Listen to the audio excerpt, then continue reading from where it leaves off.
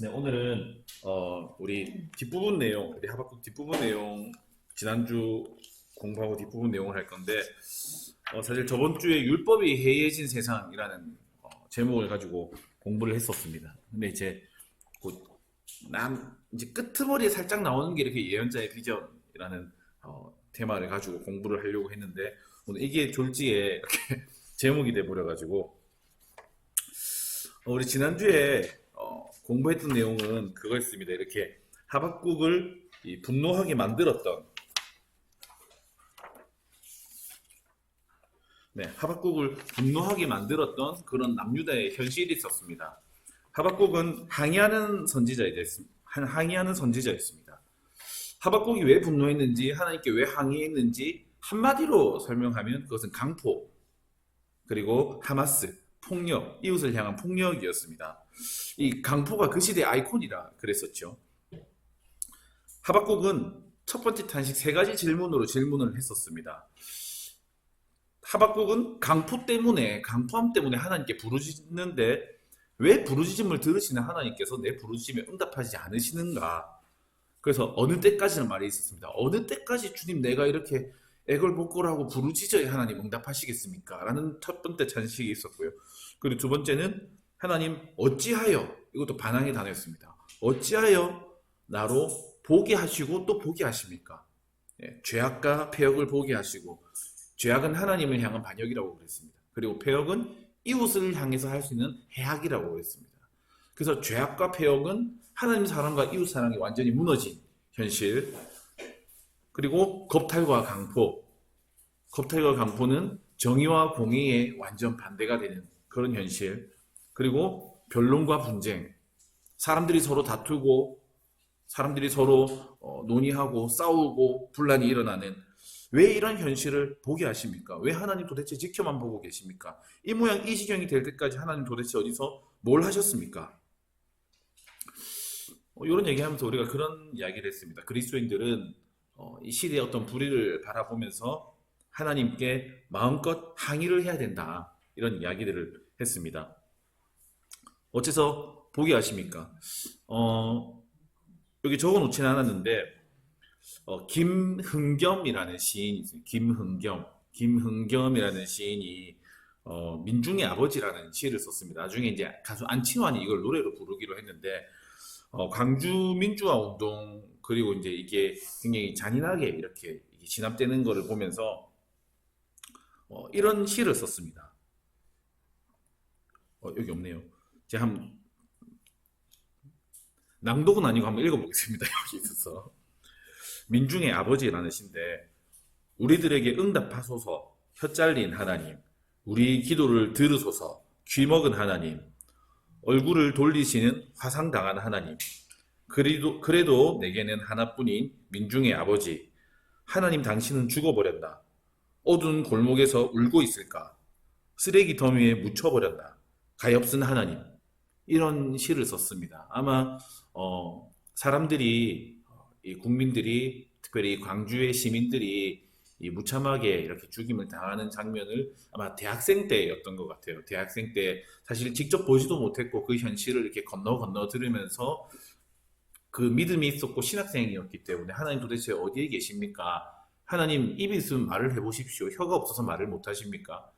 하나님 우리의 기도를 못 들으십니까? 하나님 귀가 없으십니까? 아마 하박국의 심정으로 하나님께 부르짖었던 것 같아요. 그런데 뒤에 보면 지나갔을지 모르겠는데 이 시 후반부에는 어두운 골목에서 울고 있을까? 쓰레기 더미에 묻혀버렸나? 가엾은 하나님이라고 시를 마무리합니다. 하나님께 항의하는 동시에 하나님이 울고 있을 거라고 시인이 생각을 합니다. 이게 선지자가 가지게 되는 어떤 탁월함인 것 같아요. 분명히 문제를 가지고 하나님께 부르짖게 되는데, 근데 그 부르짖음 속에서 하나님의 마음이 어떨까를 들여다보게 됩니다. 하나님이 현실을 바라보면서 아파하고 계시겠구나. 우리가 삶의 문제 때문에 혹은 세상의 불의함 때문에 하나님께 부르짖을 때 부르짖음을 외면치 못하시는 그 하나님께서 지금 당장 응답하실 수는 없지만 우리의 고통을 그냥 방관하고 쟤들 아프네 힘드네 자기들이 초래한 일이니까 자기들이 당해야지라고 그냥 지켜보고 계시지는 않습니다. 하나님 아파하십니다. 그런데 이것은 항의한 자만이, 하나님께 부르짖은 자만이 깨달을 수 있는 진리입니다. 그 자만이 누릴 수 있는 진리입니다. 우리 개신교를 영어로 말하면 프로테스탄트 이렇게 말하지 않습니까? 개신교를. 근데 이 프로테스탄트가 항의하는 자라는 뜻입니다. 이 가톨릭의 어떤 결정에 대해서 항의했던 것이 개신교였습니다. 왜 하나님께 화를 낼 수 있는가? 사실 이 개신교는 항의하는 것은 이 개신교의 정체성이고 특권인 것 같아요.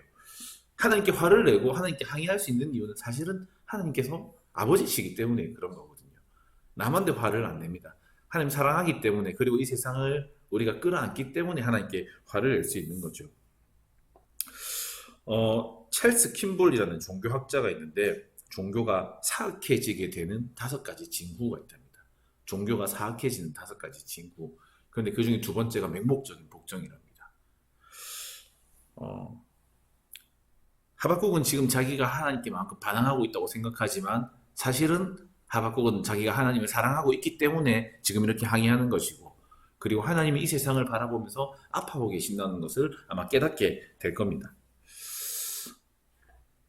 그 지난주에 3가지였습니다. 첫 번째는 겁탈과 강포, 변론과 분쟁, 그리고 죄악과 폐역, 그리고 뒤에 의인의 고난과 악인의 형통. 그래서 지난주 이제 하마스 얘기하면서 이제 이런 그림들을 살펴봤었죠. 이렇게 우리아를 죽였던 다윗, 그리고 나봇의 포도원을 뺏었던 이 아합, 그리고 하마스가 가득한 세상, 각과 을이 있는 지금 현실 우리가 또 살펴봤었고요. 그리고 이 우리 변론과 분쟁에서 법이 골고루 시행되지 못하고 있는, 공평하게 시행되지 못하고 있는 이 법에 대한 이야기들도 우리가 나눴습니다. 그리고 이 현실을 차마 외면하지 못해서 지난주에 하박국은 왜 하필 나에게 이것을 보게 만드십니까? 라고 했는데 보이는 것은 사명이라고 했었습니다. 하나님께서 그걸 보게 하시는 것은 거기에 대한 특별한 민감한 걸 주셨기 때문이다 라고 했습니다. 자, 지난주 뒷부분을 우리가 잘 못하고 후루룩 넘어가가지고, 자, 근데 이제 마지막에 3번에서 하박국은 율법이 해이해졌다라고 말합니다. 그래서 뭐라고 말하냐면, 하나님, 지금까지 현실을 쭉 보셨죠? 하나님, 율법이 해이해지고 정의가 전혀 시행되지 못하고 악인이 의인을 둘러싸고 정의가 굽어집니다. 율법이 해이해진 것을 지금 일어나고 있는 현상이라고 하박국은 생각을 했습니다. 그런데 사실 이 율법이 해이해진 것은 현상이 아니라 나머지 모든 일들이 일어나게 되는 원인이었습니다. 율법은 우리가 가나니에 대한 우선적 관심이라고 했는데, 자, 의인의 고난에 대해서 우리가 사실은 함부로 말할 수는 없습니다. 왜냐하면 말도 안 되게 의인들이 고난당하고 악인들이 형통한 현실이 일어나고 있기 때문에, 이래서 이럴 것이다, 저래서 저럴 것이다, 저 사람이 고통을 당하는 이유는 이럴 것이다 라고 우리가 쉽게 말을 할 수는 없습니다. 그런데 우리가 보는 세상 속에서는 그런 말도 안 되는 아이러니들이 많이 있습니다. 그래서 요거는 인정을 하고 지나가야 되는데, 그게 뭐냐면 우리가 지금 살아가고 있는 세상은 분명히 무언가가 잘못되어 있다. 사실 정상적인 세상은 아닙니다. 무언가가 잘못되어 있습니다. 그런데 그 잘못된 세상을 보면서 하나님이 이런 세상을 만드셨잖아요. 우리가 하나님께 손가락질하는데 하나님은 이런 세상을 만들지는 않았습니다. 우리 지난주에 얘기했던 것처럼 하나님께서는 지금까지 뭐하고 계셨습니까? 아무것도 하지 않은 게 아니라 수십 년 동안 선지자들을 보내시고 하나님의 백성들이 돌아오기를 바라셨습니다. 자, 가난한 사람들이, 결국에 힘이 없는 사람들이 기댈 수 있는 것은 법밖에 없습니다. 재판밖에 없습니다. 그런데 그 법의 근거에 있는 것이 율법입니다. 그런데 백성들이 보니까 율법대로 살기 싫다고 율법을 다 버렸습니다. 그 왕은 이 율법을 가지고 온 선지자들을 죽였습니다. 율법을 칼로 뱉습니다. 거기 보면 엘라단이라는 이 사람이 왕한데, 왕님 그렇게 하면 안 되는 게 이건 한번 읽어봐야 됩니다 라고 하는데, 이 엘라단이 누구냐면 이집트에 가가지고 그 선지자를 잡아왔던 그 왕이 부하였습니다. 왕이 죽이게 만들었던 그 선지자를 잡으러 갔던 부하의 이름이 엘라단이었는데, 엘라단이 말려도 이 왕이 안 듣습니다. 그게 오죽했겠습니까? 우리가 살고 있는 이 세상은 분명히 우리가 살아가야 될 방법이 있는데 그대로 살지 않으면 우리에게 보복할 수밖에 없습니다. 이 세상을 선택한 것은 하나님이 아니라 사람들이었습니다. 인간이었습니다. 그리고 하나님께서는 회복되기를 바라십니다. 그래서 선지자들을 보내십니다. 이런 이야기를 하더라고요. 우리가 우리 몸을 함부로 하면서 맨날 밤에 늦게 한 11시, 12시 넘어서 이렇게 햄버거 먹고 운동도 안 하고 오늘 저녁 뭐 먹을지 지금 심히 고민이 되는데, 네. 그렇게 내 몸에 안 좋은 거 잔뜩 하면서 우리가 건강하기를 기대하면 안 됩니다. 우리 몸이 만들어진 원리가 있기 때문에 그렇습니다. 다른 사람들을 함부로 하대하고 갑질하고 이제 내가 필요할 때만 이제 부르고 필요 없으면 이렇게 내팽개치고 이렇게 하면서 그 사람한테 어떤 존중과 어떤 우정을 기대하면 그건 말이 안 되는 겁니다. 관계에도 어떤 법칙이 있습니다. 그리고 나 혼자 잘 살면 된다. 이기적으로 살면서 내 유익만 추구하고 이 공동체가 어떻게 되든지 전혀 상관이 없고 사회가 어떻게 돌아가든지 관심도 없는데, 그런데 이 세상이 별로다 이렇게 욕하면 안 됩니다. 만들어진 설계와 목적이 있는데 그것을 위반하면 반드시 반격을 당하게 되어 있습니다. 세상도 마찬가지입니다. 하나님의 백성들도 마찬가지입니다. 하나님 백성들의 삶의 원리는 율법이었습니다. 그런데 그 율법을 버린 순간 그들이 살고 있는 세상은 그들에게 반격을 할 수밖에 없습니다. 이 기후도 마찬가지죠. 분명히 우리가 이 땅에서 살아야 되는 방법들이 있는데 그것들을 우리가 외면하고 그대로 살지 않았을 때 이 세상은, 그리고 이 자연도 우리에게 반격을 합니다. 요번에 요 의성에 난 산불 사진입니다. 자세히 보이실지 모르겠는데 진짜 그냥 시꺼먼 산이 그냥 다 됐습니다. 근데 요 산불이 지금 거대 산불이 지금 우리나라뿐만 아니고 전 세계 지금 LA에도 그렇고 작년 호주에도 그렇고 계속 산불이 나고 있는데 이게 기후 때문에 그렇다 하더라고요. 요번에도 이 산불이 막 이렇게 번지는데 바람이 엄청나게 불었잖아요. 그런데 이 내륙 지방에서 사실은 이번에 최고로 볼 때 초속 26m, 사실 초속 26m면 거의 태풍이 왔을 때 이제 나오는 그 정도 바람인데 내륙에서는 그런 바람이 안 분답니다. 이 산이 있는 이런 내륙 지방에는 산이 안 불고 바닷가에만 그렇게 바람이 그렇게 세게 분답니다. 근데 그렇게 바람이 불 수밖에 없는 게 지금 기온이 높아져 가지고 이 이상적인 기온 때문에 이런 바람이 내륙 지방에 그렇게 강하게 불게 된다고 하더라고요. 분명히 여기도 우리가 이런 세상을 선택한 거죠. 사실은 왜 이런 재앙이 일어나지 하는데 모든 것을 그것으로 환원할 수는 없지만, 그런데 이런 일들이 일어난데 우리의 선택이 있습니다. 하박국이 고발한 것처럼 이스라엘 백성들은 율법을 버렸고, 그리고 이런 세상이 왔는데 하박국은 지금 왜 하나님께 이런 세상을 이 올 동안 뭘 했냐고 지금 하나님께 보고 있습니다. 부르짖고 있습니다. 사실은 못 보고 있는 거죠. 자기가 보고 있는 여기에 갇혀 있는 거죠. 아까 전에 보면 정의가 굽어졌다고 돼 있는, 여기 정의가 우리가 정의와 공의 할 때 나오는 그 미슈파트, 판결이라는, 재판이라는 의미를 가지고 있는 미슈파트 정의입니다. 근데 이 정의를 굽는 것은 이 구약 성경을 보면 외모 때문에 정의가 굽고, 그래서 내용 때문에 정의가 굽는답니다. 그래서 이제 이 정의 여신들은, 그리고 재판을 관장하는 여신들은 언제나 눈을 가리고 있답니다. 왜냐하면 외모에 흔들리지 않기 위해서. 그리고 우리 성경에 있는 하나님도 너희는 외모를 보지만 나는 외모를 보지 않는 하나님이다. 나는 뇌물을 받지 않는 하나님이다. 저울을 가지고 있지 않습니까? 뇌물 받으면 저울이 이렇게 휘끄덩 이렇게 하거든요. 네. 미슈파트, 정의가 굽어진 세상. 근데 왜 이 미슈파트라는 말이 왜 중요하냐면 나중에 좀 이따 바벨론에 대한 소개를 하는데 거기 미슈파트라는 말이 한 번 더 나옵니다. 이 정의라는 말이 어떻게 등장하는지 한번 살펴보겠습니다. 자, 이제 하박국의 질문이 끝났습니다. 이 비참한 현실을 보면서 항의하는 첫 번째 항의가 끝났습니까? 거기에 대한 하나님의 대답이 5절에서 11절까지인데, 5절은 우리 같이 한번 읽어볼까요? 하박국 1장 5절. 네, 제가 못 찾아가지고. 하박국 1장 5절 우리 같이 한번 읽어보겠습니다. 여호와께서 이르시되 너희는 여러 나라를 보고 또 보고 놀라고 또 놀랄지어다. 너희의 생전에 내가 한 가지 일을 행할 것이라 누가 너희에게 말할지라도 너희가 믿지 아니하리라. 아멘. 하나님께 하박국에게 대답을 뭐라고 하냐면 하박국이 이렇게 질문을 했었거든요. 어찌하여 내게 보게 하시고 또 보게 하십니까? 그래서 하나님도 너희가 보고 또 볼 것이다.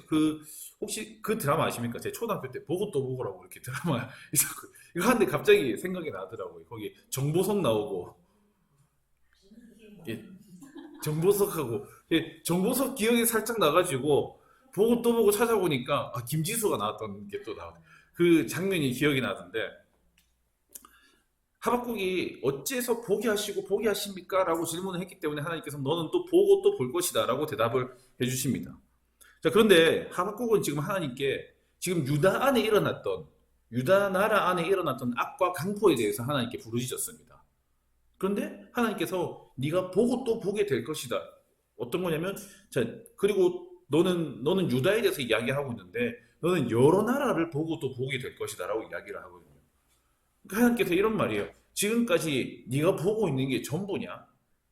네가 보고 있는 그 유다의 현실만 가지고 나한테 고발하는 게 전부냐? 지금 네가 뭔가 더 봐야 될 것이 있지 않을까? 사실 우리가 보는 것 때문에 우리의 판단이 흐려질 때가 많이 있습니다. 비슷한 게 욥기에 보면 나옵니다. 욥이 계속 하나님한테 하나님 지금까 내 인생을 돌아다 보니까 나는 그 어떤 잘못도 하나님께 하지 않았는데 이런 벌 받을 만한 일을 하지 않았는데 하나님 왜 내가 이렇게 고통받아야 되냐고 난 떳떳하다고 하나님께 계속 울부짖지 않습니까? 그런데 마지막 순간에 하나님이 그 욥의 부르짖음에 욥의 그 탄식이 하나님 뭐라 대답을 해주신 게 아니고 네가 이렇게 고통받는 거에 이유를 알려주신 게 아니고 나는 하나님이다 라고 하고 네가 아는 게 전부냐 하고 하나님이 뭐 내가 이 세상을 창조할 때 네가 어디 있었느냐 그 말도 안 되는 이야기들을 쭉 합니다. 그냥 하나님에 대한 내가 어떤 하나님인지에 대해서 쭉 소개를 합니다. 그런데 그 이야기를 쭉 듣고 나서 욥이 제가 잘못했습니다 라고 대답을 합니다. 욥의 친구들도 마찬가지입니다. 야, 네가 그렇게 지금 고통스러워하는 거 보니까 너 죄 지은 거야. 알잖아. 죄 지은 사람 고통받는 거 알잖아. 욥의 친구들은 아는 거 그게 전부였습니다. 그런데 고통의 이유가 그것뿐만이 아니거든요. 나중에 하나님이 자기를 어필하시는 걸 보고 욥의 친구들도 잘못했다고. 하나님이 욥 네 친구들 잘못했다고. 너희보다 욥이 훨씬 더 의롭다고. 요번 내 가서 사강 안 해주면 너희 나한테 혼난다고. 그렇게 이야기를 합니다. 제가 한 6년, 7년 더 된 것 같은데 이제 아마 초중부 있을 때, 초중부 사역할 때 같습니다.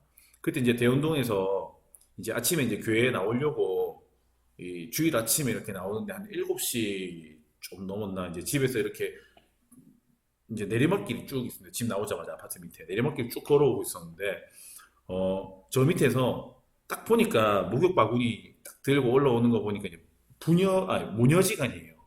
모녀지간은 이제 다른 제 나이 또래보다 제 나이 또래 그 정도 됐을 것 같고 이제 어머니하고 이제 새벽에 같이 목욕탕 갔다가 이제 돌아오는 길인 것 같아요. 이렇게 마주보고 있는데 별 생각 없이 오고 있는데 저 딸 슬리퍼를 보니까 딸 신발을 짝짝이로 이렇게 신고 있더라고요. 그래서 아주 정신머리 없이 슬리퍼를 아니면 목욕탕에서 바뀌었나 혼자 그렇게 하고 있었는데 이제 엄마를 보니까 엄마는 한쪽이 없어요. 한쪽 신발을 안 신고 신발 하나 들고 오더라고요. 그러니까 알겠더라고요. 분명히 딸이 신발을 신고 가고 있다가 한쪽이 떨어졌고 엄마가 자기 신발을 하나를 내주고 자기는 한 발을 맨발로 가고 이제 딸 슬리퍼를 들고 이렇게 올라오고 있구나. 근데 제 처음에 딸 발만 봤을 때는 정신없는 사람이네. 아니면 목욕탕에서 바뀌었나 이렇게 생각하고 있는데 이제 옆에 이제 어머니 발까지 같이 봤을 때 내가 지금까지 내가 잘못 보고 있었구나라는 걸 깨닫게 되는 거죠. 사실 우리가 보는 것이 완전하지 않습니다.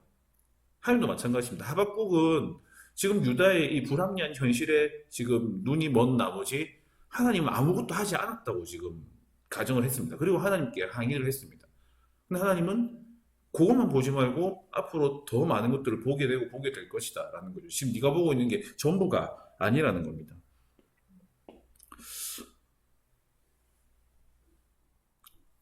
이제 5절에는 그렇게 나오고 이제 6절에서 8절까지는 이제 하나님께서 내가 갈대아 사람을 일으킬 것이다 라고 해서 이 바벨론 사람들이 어떤 사람들인지가 나오고, 그리고 9절부터 11절까지는 이 바벨론 사람들이 어떤 일을 할 건지 하나님께서 그렇게 말씀하십니다.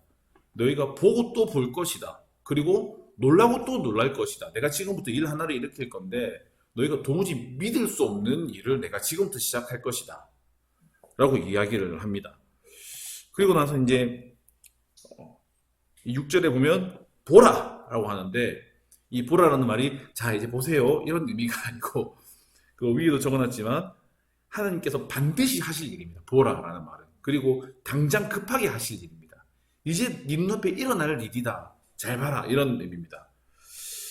내가 사납고 성급한 백성 곧 땅이 넓은 곳으로 다니며 자기의 소유가 아닌 거처들을 점령하는 갈대아 사람을 일으켰나니, 이 갈대아 사람은 이제 우리가 잘 알고 있는 것처럼 바벨론 사람입니다. 이 바벨론 사람의 특징이 뭐냐면, 자, 첫 번째는 이리처럼 사납고 독수리와 표범처럼 빠르고 성급한 백성, 사납고 성급한 백성이라는 표현을 씁니다. 이 성급하다는 말은 지가 마음 먹으면 그냥 고민 없이 지체 없이 바로 행동으로 옮긴다 이런 의미입니다.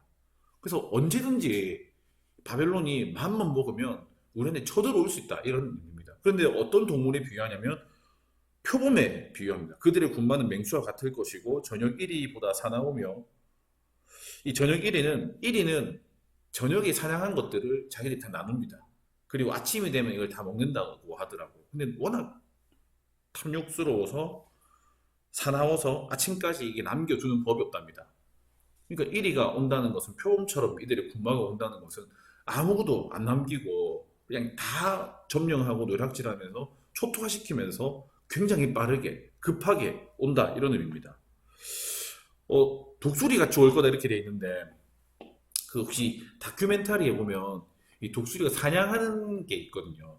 보면 얘네들이 시력이 엄청 좋아서 10점 몇 이렇게 돼가지고 하늘에서 우웅 보고 있다가 사냥감이 이렇게 있으면 다시 올라가가지고 그냥 거의 날개를 접어서 거의 수직으로 이렇게 떨어진답니다. 그때 제일 빠른, 이제 우리나라의 매가 제일 빠르다고 하는데 한 시속 한 389km, 예, 그 KTX보다 빠르다 그러더라고요. 어떤 사람이 이제 영상 찍은 게 있는데 이렇게 오리가 이렇게 있다가 갑자기 보이지도 않아요. 갑자기 오리가 이렇게 하고 있습니다. 보니까 그 한 390km 정도 되는 속도로 내리꽂아가지고 오리를 치니까 목뼈가 그대로 부러진답니다. 요거 말고 이제 공중에서 이렇게 사냥하는 거 보면 더 가관입니다. 근데 저 보이지도 않는 데서 갑자기 날아와가지고 퉁 치면 교통사고 난 것처럼 애들이 떨어집니다. 그럼 떨어지는 거를 다시 올라가서 또 다시 내려와가지고 땅이 닿기도 전에 이걸 물고 채 가더라고요. 이 바벨론이라는 애들이 어떤 애들이면 굉장히 사납고, 그리고 자기 마음대로 하고 마음 먹으면 바로 쳐들어오는데 포악하기가 표현 같고, 그리고 그들의 군마들이 이 독수리처럼 그냥 순식간에 다다르는데, 근데 남긴 것들을 아무것도 남기지 않고 그냥 다 초토화시키면서 온다. 바벨론이라는 애들은 이런 애들인데 내가 지금 그런 바벨론을 일으켰다라는 거죠. 지금 이 하박국 입장에서는, 아니 하나님 지금 제가 질문하고 있는 거는 이 유다가 왜 이렇게 악한지 질문이에요. 하나님 지금 이 악한 강포를 하나님 어떻게 하실 건지 지금 이 질문을 하고 있는데 쓸데없이 왜 남의 나라 바벨론 이야기는 왜 하십니까? 바벨론이 그렇게 사납고 성급하고 강한 백성이라는 걸 왜 말씀을 하십니까? 주변에 있는 나라를 점령할 것이라는 얘기를 왜 저한테 하십니까? 자, 그런데 그 바벨론이 이제 이 남유다를 점령할 것이기 때문에 그렇습니다. 자, 무섭고 두려워. 요건 한번 읽어보면 좋겠는데, 자, 우리 7절 말씀, 우리 6절부터 한번 읽어볼까요? 6절부터 한번 읽어보겠습니다. 11절까지 읽겠습니다.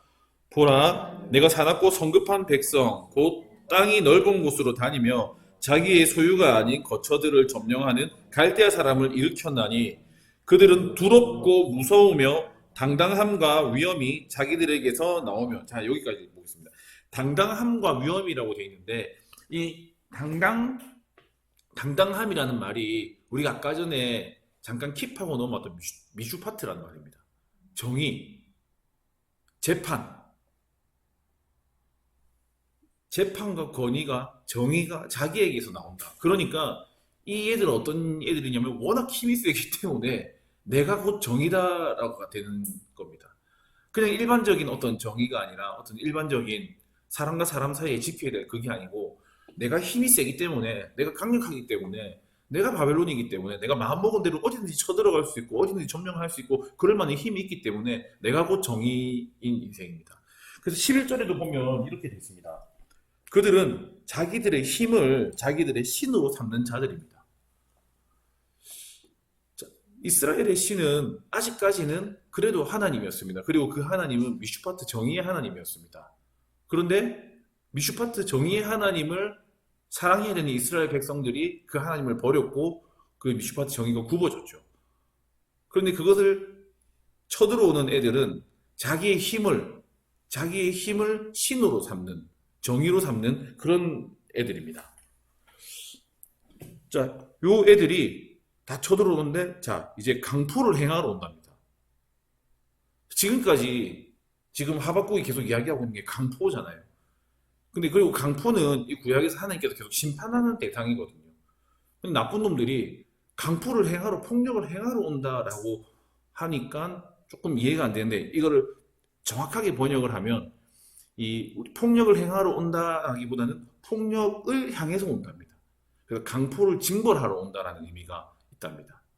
그러니까 지금 왜 이 바벨론에 대한 이야기를 하냐면 쟤들은 정말로 무섭고 나쁜 놈들이고 자기 힘만 믿고 사는 애들이고 하고 싶은 대로 다 하는 애들인데 지금 네가 말했던 이 유다의 강포를 저들이 심판하러 올 것이다 라는 그런 의미입니다. 자, 이 얘기를 듣고 뒤에도 보면 이렇게 되어 있습니다.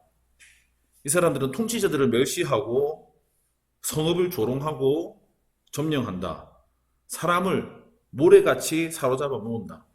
이스라엘 백성들한테 모래는 하나님의 복의 상징이거든요. 아무것도 없었던 이스라엘 백성들이 저 해변의 모래처럼 많아질 것이다 라는 것은 하나님께서 이 백성에게 복을 주고 창성하게 할 것이라는 상징인데 그 백성들이 모래처럼 포로로 잡혀간답니다. 이게 하나님의 응답입니다. 이게 하나님께서 지금부터 하실 일입니다. 이거를 보고 너희들은 보면서도 놀라게 될 것이고 도무지 믿어지지 않을 것이라는 것입니다. 이게 바벨론을 일으키는 하나님께서 지금부터 하실 일입니다. 이게 이 하박국의 그 간절한 부르심에 대한 하나님의 응답입니다. 하박국의 마음이 시원할까요? 별로 안 시원할 것 같아요. 아직까지는 바벨론이 강성하기 전입니다. 아직까지는 아수르가 여전히 지금 누리고 있는 힘을 떨치고 있는 시절입니다.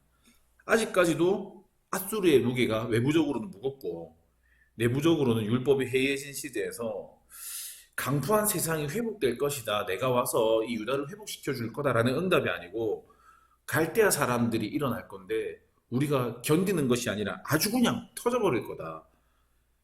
지금까지 힘들었다고 왜 어려운 현실을 보게 만들었냐고? 네가 지금까지 봤던 건 아무것도 아니다. 시작도 안 했다. 더 힘들어질 거다. 닌 보면 계속해서 놀라고 놀랄 만한 믿을 수 없는 현실을 계속해서 보게 될 거다가 하나님의 응답입니다. 자, 그러면 우리는 이런 대답 앞에서 하나님 이거는 이제 진짜 하나님 버리게 됩니다.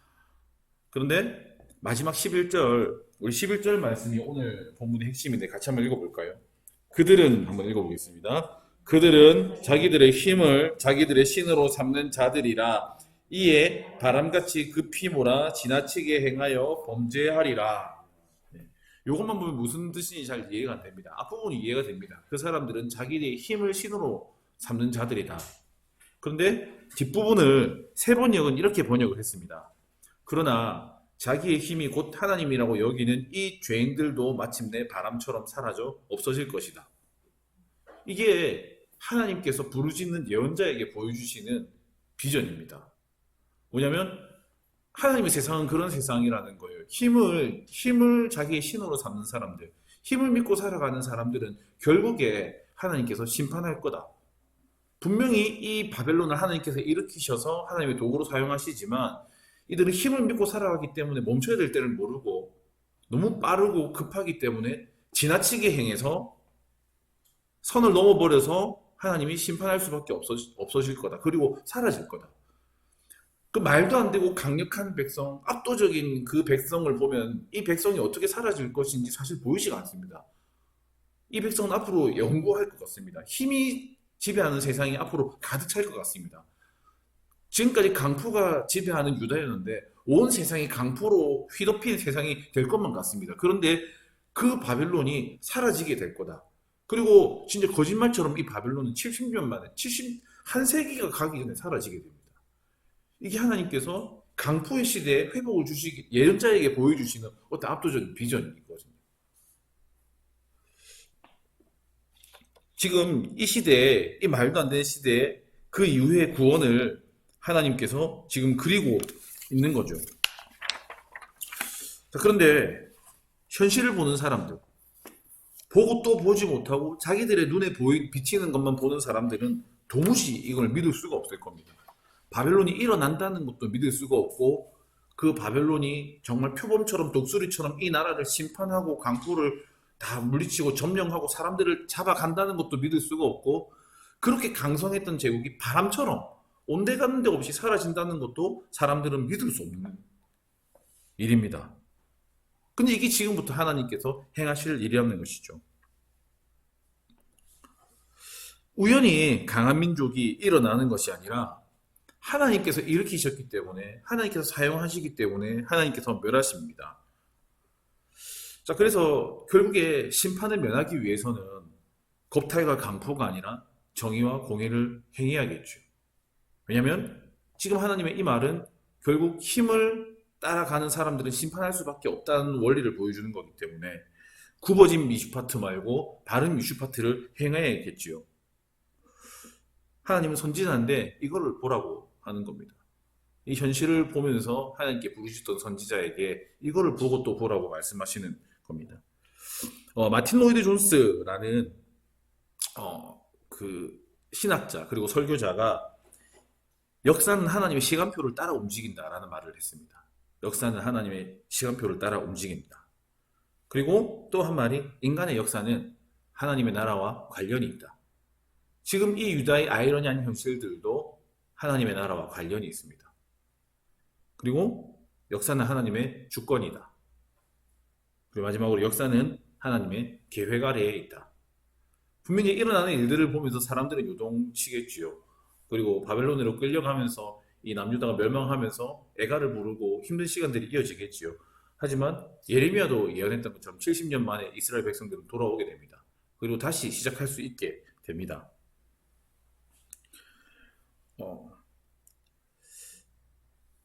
인간에게는 결핍이 있기 때문에 만족이 없습니다. 그래서 오늘 이 바벨론처럼 그리고 이 강풍을 가득했던 남유다처럼 이 자신의 것들을 채우기 위해서 다른 사람들의 것을 빼앗습니다.